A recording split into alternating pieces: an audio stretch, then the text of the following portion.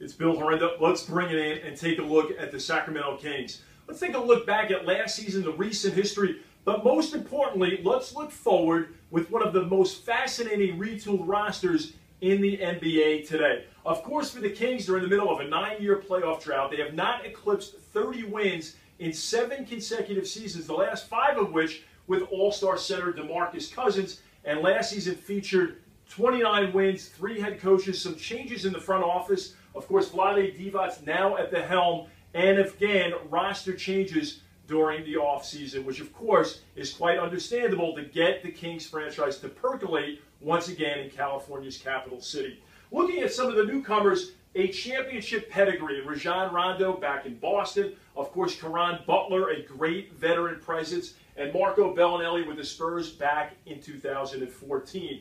The key questions facing Sacramento as they enter the season, really chemistry. Can Karl and Cousins and Rondo coexist and thrive? Of course, much was made of the thaw in the relationship between George Karl and DeMarcus Cousins over the summer. But again, that's in the rearview mirror. But it remains a question how this squad can coalesce with the dominant personalities. Of course, George Karl, the 6th winningest coach in the NBA, and DeMarcus Cousins with that desire to win, and perhaps that can be the cement that keeps this thing afloat. Defense, Sacramento historically has struggled defensively, but now acquiring Willie Cauley-Stein via the draft, Kosta Koufos, perhaps there'll be better rim protection. Cauley-Stein comes in, of course, played for John Calipari with the ability to guard multiple positions, and most people believe, and I believe as well, that he can guard multiple positions, not all, but multiple positions effectively in the NBA. If you look at the numbers,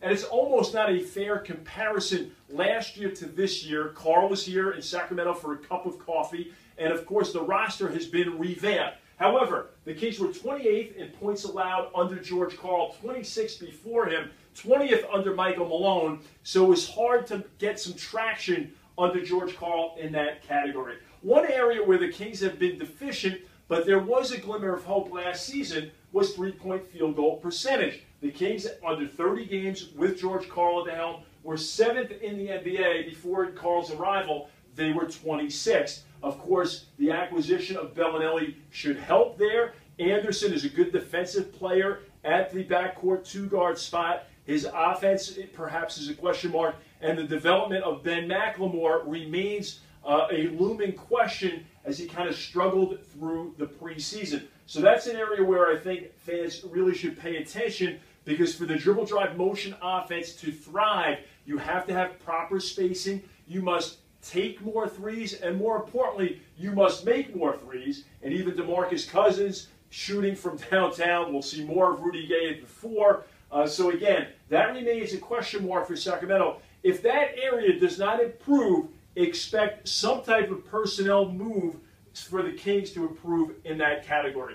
Turnovers have been a conundrum for the Kings as well, but now with a healthy Darren Collison, with an experienced floor general like Rajon Rondo, I expect an improvement in that scenario. But they were number 27th in the NBA before George Karl last season in turnovers, and again, that remains a scenario that needs attention and a priority to. Assists, 13th with George Karl. The Kings were 30th, dead last in the NBA. So here I expect more improvement as well. More of a we team than a me team. Finishing. How do the Kings finish games? That will be paramount. I believe with Collison, who is an ample backup to Chris Paul down in Los Angeles with the Clippers, and now with Rondo, they should finish better. And you look at the stats. Last season, they were 6-4 in games, in one-possession games. Games decided by 3 points or less, 11-14 in two-possession games. The year before that, with Isaiah Thomas, Rudy Gay, and DeMarcus Cousins, the Kings were actually 14-19 in games decided with one possession or less. 2 possessions or less, the Kings were approaching 500 at 19-21. Health is always a key. We saw what happened with DeMarcus Cousins last season with injury and illness. They were actually 6-17 without DeMarcus Cousins. And of course, Darren Collison, with the core muscle injury, did not even play the last 30 games of the season, never played for George Karl. So how do we know, how can we tell if the Kings are playing well and also playing more closely aligned with the style that George Karl wants. Beyond just wins and losses and looking at the scoreboard. Well, offensive flow, rim runs. The Kings want to have 50 to 55. There are 50 to 55 possessions in a game. Of those, they want 30 good rim runs, 5 great ones. Basically, what a rim run is as soon as the Kings secure possession of a defensive rebound, there is a player that is running 94 feet to post up and get in position to score under the basket. This will be a big key for Willie Cauley-Stein. Look for him to have 25 possessions, 20 good ones, and again, 5 great ones that the coaching staff will try to reinforce in Willie Cauley-Stein and DeMarcus Cousins in particular. So that's something to look for. The Kings want to play fast before the defense sets up. How early in the shot clock is Sacramento getting good scoring opportunities? They want to move the ball. They want to be a passing team, a we team first, and not a me team. These are all edicts from George Karl. If you listen closely to his interviews, these are the key words that will pop out. Defensive flow. Be solid, not spectacular. Don't make mistakes. Do not give up easy baskets. And again, do not give up free throws. You need to defend hard without fouling. That's a mantra that has become more and more popular in the NBA, and you'll hear that from Karl and his staff as well. Somewhat aggressive on the defensive end, maybe create offense with your defense. And again, it's really pretty simple. If you can get away with gambling, great. But if not, don't be spectacular. Just be solid. Defend hard without fouling. Somewhat aggressive, pretty simple. And again, transition defense, under control. Make teams play in the half court. And again, this is a different roster. This is a new roster. But transition defense in Sacramento has really struggled over the last couple of years. There's more information on that from John Schumann at NBA.com on my website. But again, it's like investing. Past performance is not an indicator of future performance, particularly with this new roster. So here's what it boils down to. For Sacramento, I believe you have to look at 6 teams in the NBA over the last 2 seasons that were plus 20 in the win column. Last year it was Milwaukee, Atlanta, Cleveland. Cleveland signed a pretty good guy to make that happen.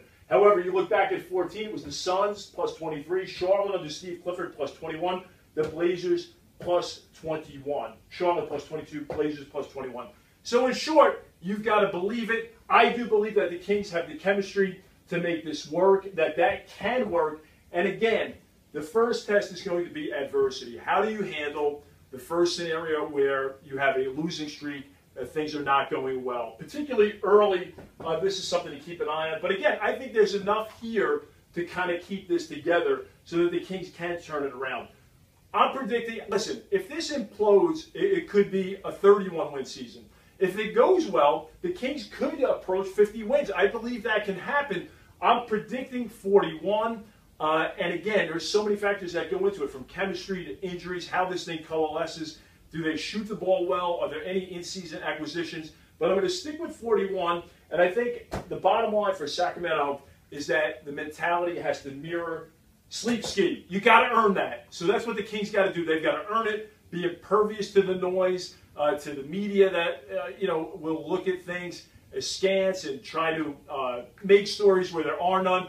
The Kings have the opportunity to turn it around, and that power really rests wholly in the Kings locker room. This has been Bill Horrenda. We'll catch up real soon. We'll be keeping an eye on how the Kings are measuring up to these goals. We'll break down some X's and O's. We'll also look a little bit deeper into the psyche of guys, how they're performing, why they're performing well, perhaps why they're struggling, how they can get better. It's going to be a fun season. It all begins Wednesday night as the Kings host the Clippers. And again, you can follow me on Twitter at Bill Horrenda. Thanks for joining me. Talk to you soon.